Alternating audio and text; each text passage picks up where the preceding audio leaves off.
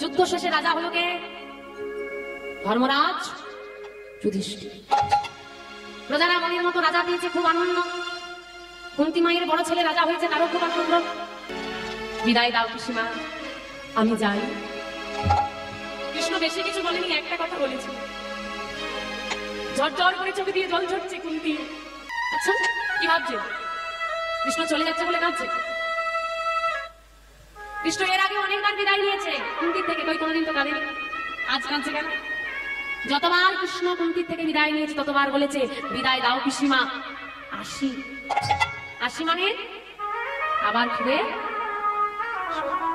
রাজকে বলছে আর ফিরে। কোন ভক্ত যদি জানতে পারে ভগবান তাকে চিরতরে ছেড়ে চলে যাচ্ছে, বলতে পারো সে ভক্ত বাঁচতে পারে।